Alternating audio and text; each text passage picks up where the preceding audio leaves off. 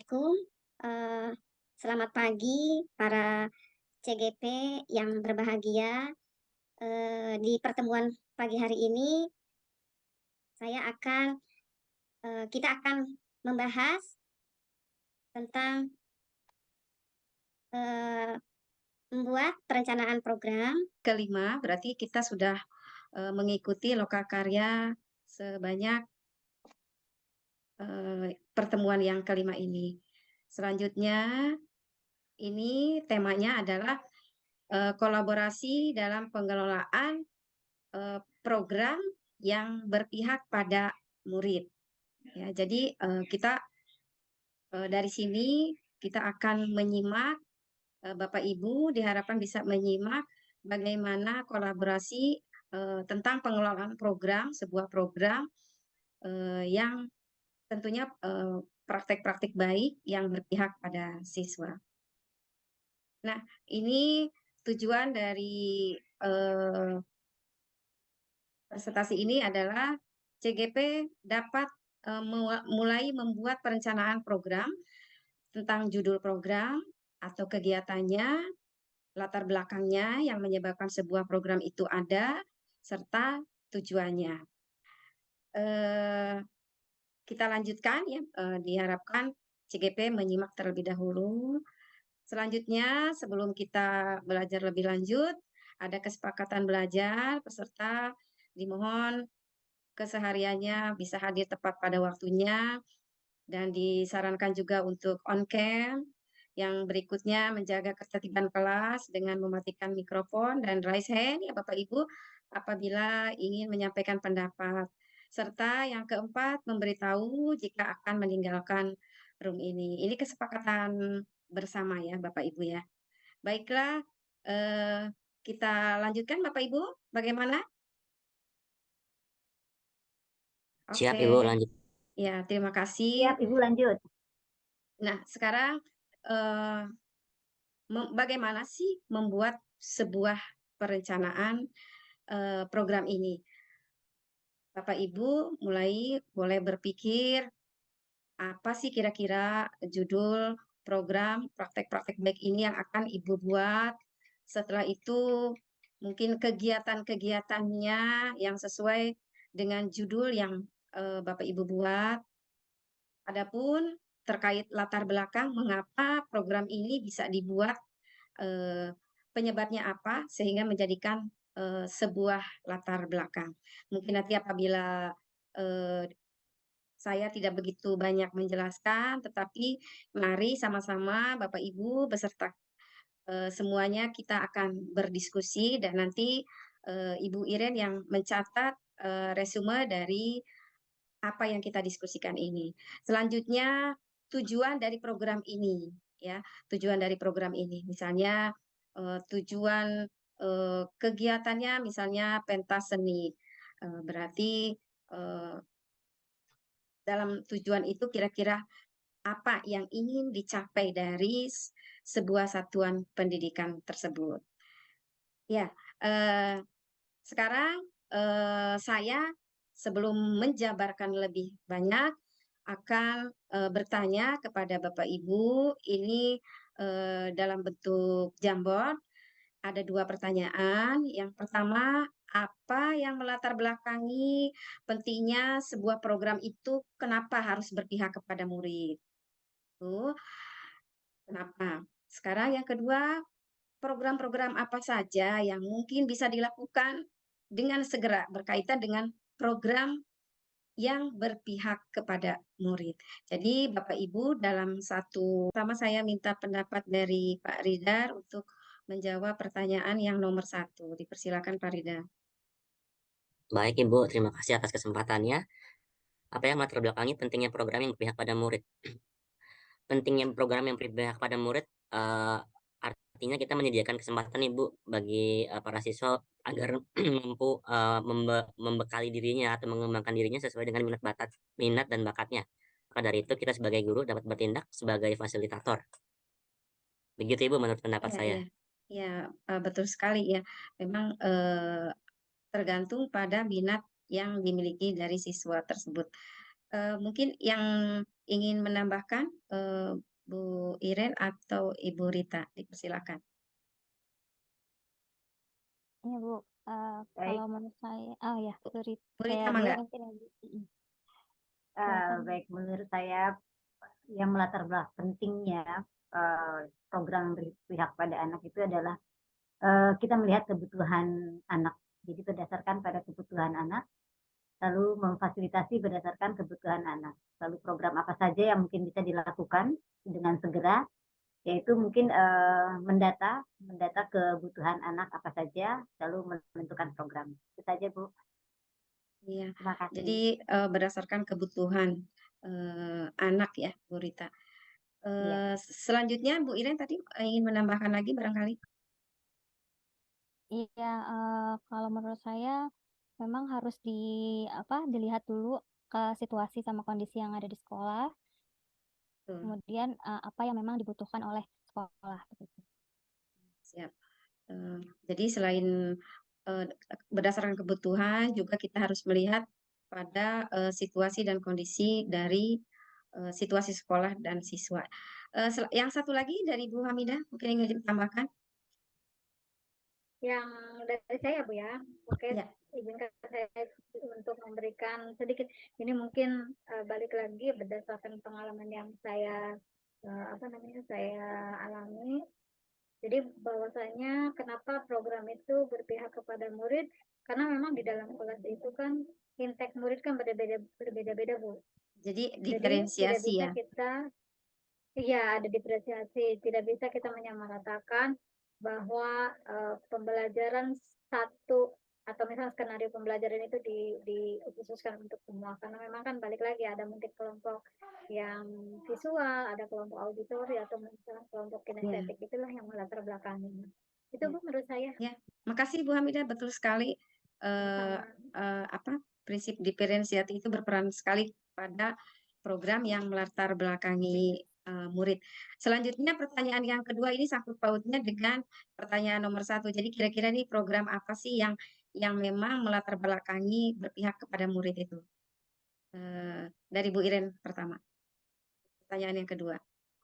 Ya, yang dilakukan segera berkaitan dengan program berpihak Segera pada iya, murid, ya menurut saya yang paling pertama mungkin diagnostik ya, Bu, tes diagnostik tes ke diagnostik ya? anak-anak. Mhm. Ya. Atau placement test atau Iya, placement test atau tes diagnostik, kalau SMA mungkin bisa placement test, kalau ya, SMP atau SD bisa diagnostik. Itu ya. menurut saya, Bu.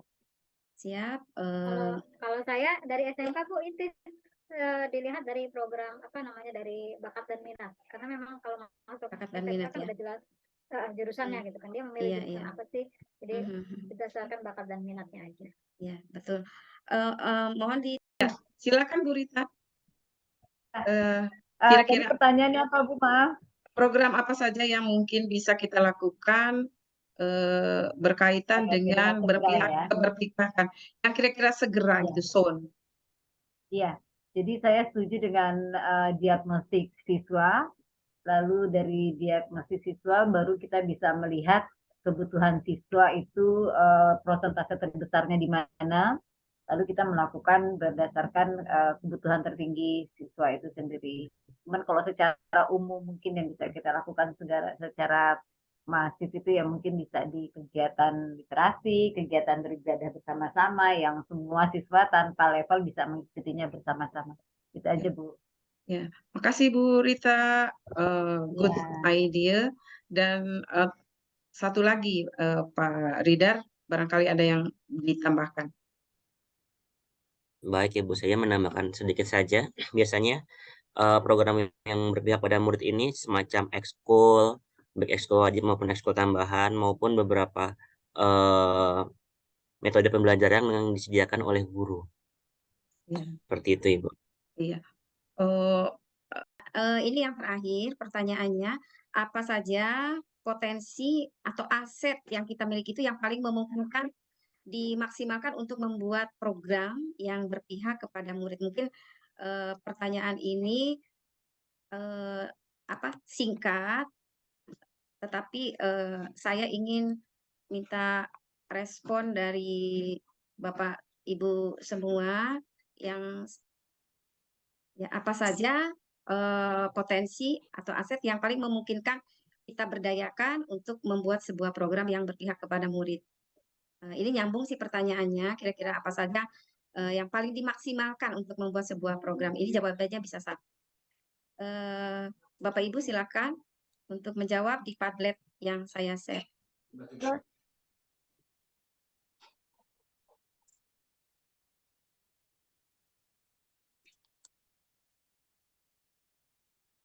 Belum muncul ya? Udah dikirim Padletnya? Oh masih itu ya, on the way mungkin ya? Ada, Ya, udah bisa dari Bu di Bu sini. Iren, alhamdulillah dari Bu Iren ada. Mengapa? Yang Mhm. pertama kompetensi guru, yang kedua sarana dan prasarana sekolah. Ini maksudnya bagaimana Bu Iren? Mohon minta diberikan penjelasan.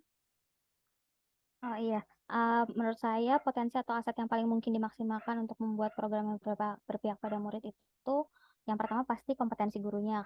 Kalau dari guru itu bisa memfasilitasi atau bisa menangkap kebutuhan-kebutuhan murid atau bisa memfasilitasi murid-murid, itu pasti nanti maksimal nanti hasil program yang bisa dibuat apa saja programnya. Kemudian kalau sudah tahu mau program yang mau dijalankan seperti apa, yang menurut saya penting juga adalah sarana dan prasarana sekolah yang mendukung program tersebut. Iya, bagus ya.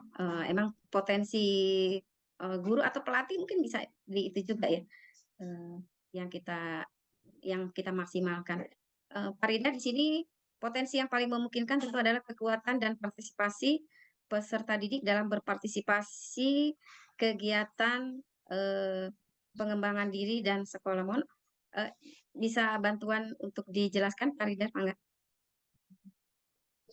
Baik Ibu, terima kasih.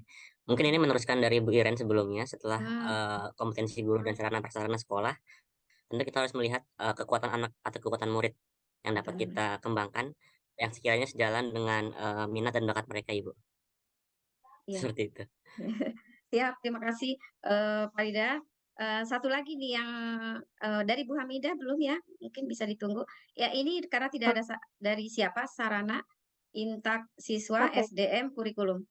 Sarana Intak Oke, SDM kurikulum. Dari Bu Hamidah. Oke. Ya. Ya, baik kedengaran Ibu suara Iya, saya? kedengeran sekali, Ibu. Oke. Mangga. Menurut saya potensi atau aset yang memungkinkan untuk dimaksimalkan dalam membuat program yang berpihak kepada murid adalah pertama memang sarana. Sarana yang kita punya apapun itu harus bisa apa ya? Harus bisa memahami bahwa memang karakter di daerah tersebut ya seperti itu. Contoh misalkan di Jakarta dengan di Papua kan karakternya berbeda, Bu. Jadi mungkin itu yang bisa nanti membuat bagaimana pembelajaran itu harus sesuai dengan kearifan lokal ya. Terus kemudian yang kedua intek siswa. Sarana Nah, tadi Intek, iya. intek siswa itu adalah bagaimana kompetensi anak bisa kita jadikan sebagai bahan pertimbangan gitu. Karena di proses diferensialnya. Kemudian Iya. SDM tadi Miss Airen sudah menyampaikan bahwa kompetensi guru juga itu penting. Nah, sama dengan kami.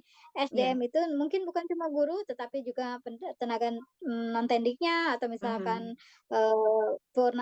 pramubaktinya itu bisa kita gali sebagai bahan bagaimana kita memberikan Aset ya. program yang maksimal ya. Kemudian yang terpenting adalah kurikulum, karena kurikulum itu adalah jantungnya sekolah atau value bisnisnya sekolah. Jadi bagaimana sekolah itu akan berjalan, maka ruhnya itu ada di kurikulum. Sehingga kurikulumlah yang menentukan jalannya bagaimana memaksimalkan program yang berpihak kepada murid itu, Bu, menurut saya. Lengkap sekali Bu Hamidah. Good job, keren. Mungkin barangkali Bu Rita mau menambahkan atau bagaimana? Iya, sudah lengkap sepertinya dari teman-teman semua. Intinya adalah sarana, SDM, pemangku jabatan, dan siswanya itu sendiri. Jadi sudah komplit dari teman-teman semuanya. Ya, siap. Saya juga dari Bu Hamidah, Bu Rita, Bu Iren, Pak Ridar sudah menjelaskan bahwa potensi diri siswa, terus tadi apalagi Bu Hamidah dari sarana itu memungkinkan sarana, kurikulum, sarana, ya, itu sangat memungkinkan untuk suksesnya sebuah program kegiatan. Mungkin pembicaraan program kali ini dalam Lokakarya kelima cukup sampai di sini. Nanti kita lanjutkan dengan tugas-tugas mandirinya, dan saya akan tetap monitoring tugas mandiri Bapak Ibu. Mudah-mudahan jika ada bantuan atau apa bisa langsung japri kepada saya. Terima kasih atas perhatiannya. Sampai bertemu lagi di pertemuan berikutnya. Wassalamualaikum warahmatullahi wabarakatuh. Waalaikumsalam warahmatullahi wabarakatuh. Waalaikumsalam. Salam.